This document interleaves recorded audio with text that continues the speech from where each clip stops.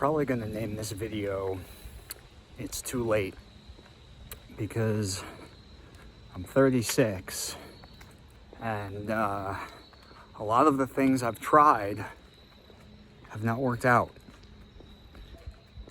And I'm making that kind of tongue-in-cheek because on one hand I think there's an inversion, an opposite to, well, basically everything.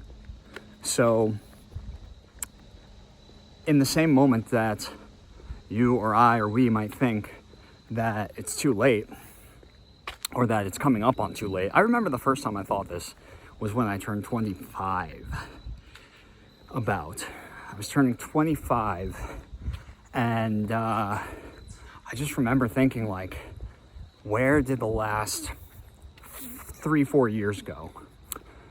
And I had just gotten back from China, teaching English in China when I was 23. I was teaching in this city called Wuxi, which is about, if I remember, 50 minutes or so from Shanghai by the bullet train, which is crazy fast, way better than anything I've seen in the States, to be honest.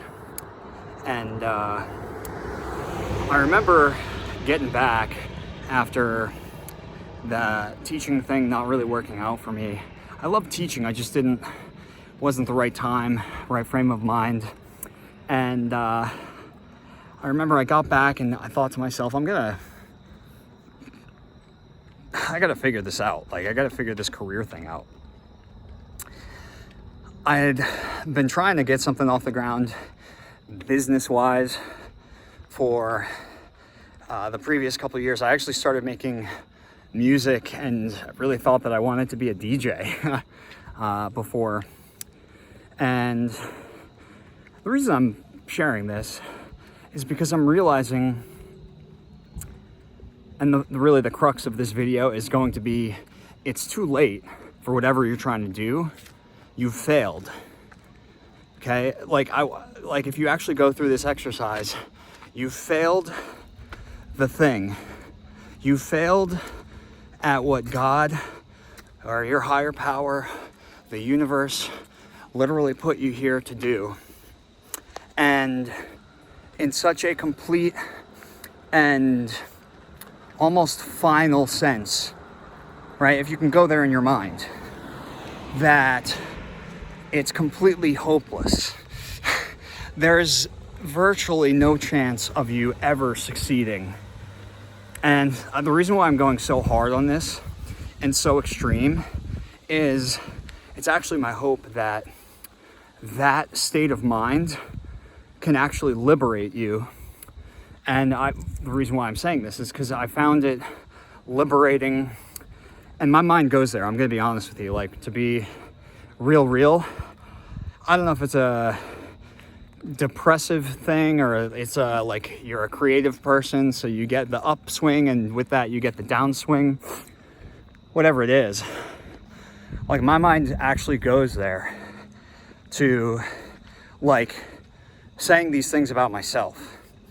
And I don't want you to feel bad for me or like anything like that, because this is more meant to be a useful exercise whereby if you were to think that way, step inside my mind for a moment, you would realize, as I've slowly realized over the years, peeling away the onion.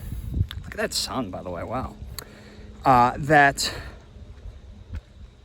when you reach that point, there's a great question that I remember somebody I worked for and sort of a quasi mentor at the time, Tom Bilyeu had.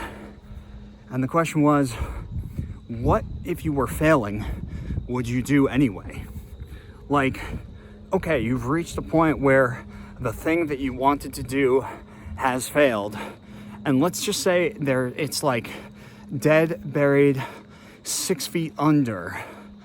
And there's no chance of it ever succeeding. it's like, okay, well, let's just assume you got to wake up tomorrow. You got to get to work. What are you working on? Okay. And this is where I really think that you can transmutate,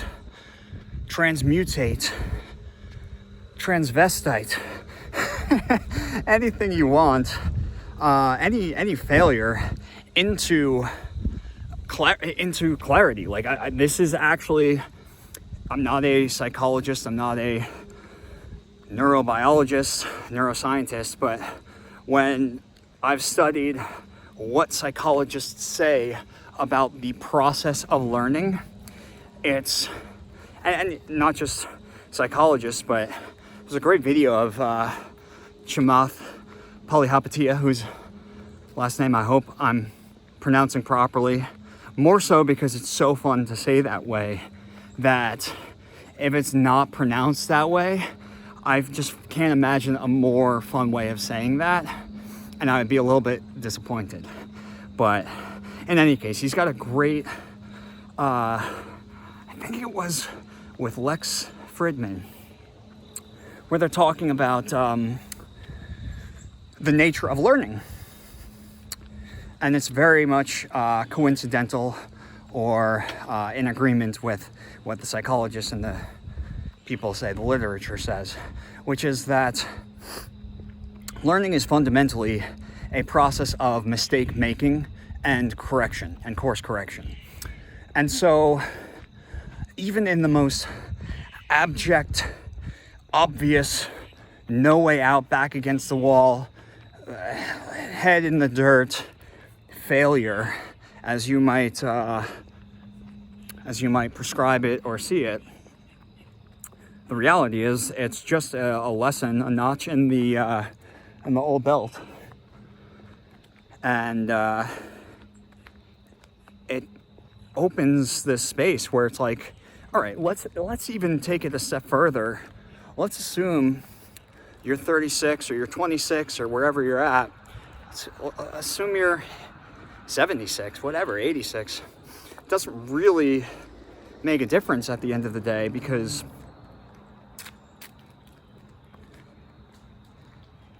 you get to decide what you work on. And I think flow state is almost, it's like playing the game where even losing is fun. That's and I have a background, I was a cross-country track and field athlete. I can promise you losing is not fun, but you learn to run your own race.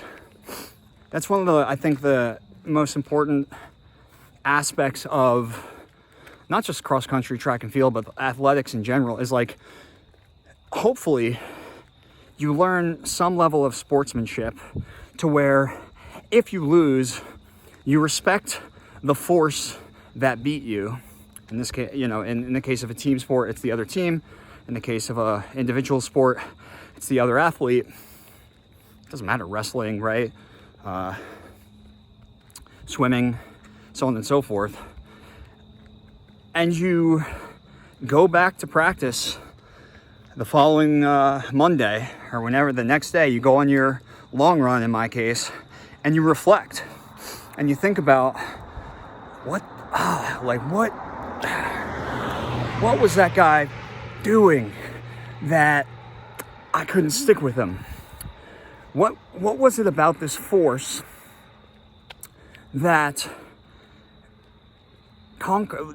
effectively overpowered my abilities as they stand right now?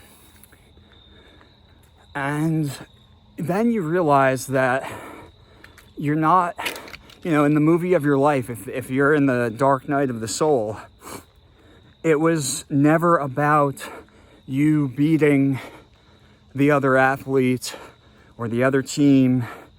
I mean, sure, that's what it is at first glance. But what it really is about is you versus you. The story is you versus you.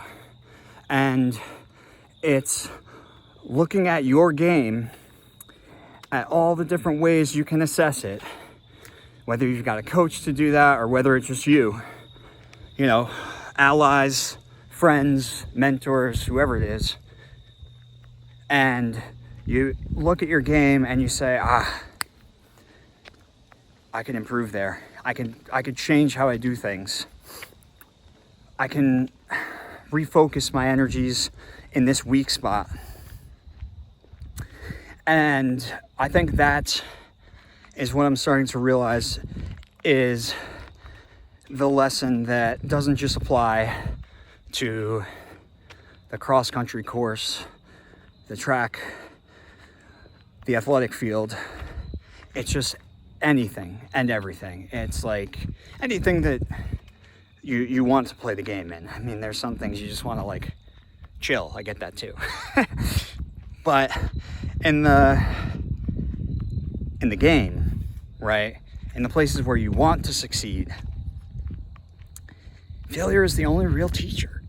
I mean, whether it's your own or you're learning from somebody else's who they've succeeded, it's like they're not telling you how to succeed, they're telling you how to not fail, how to avoid their failures so that you can experience your own. They can't necessarily save you from your own because your weaknesses are your own and your flaws. But that's what I was thinking on today's walk.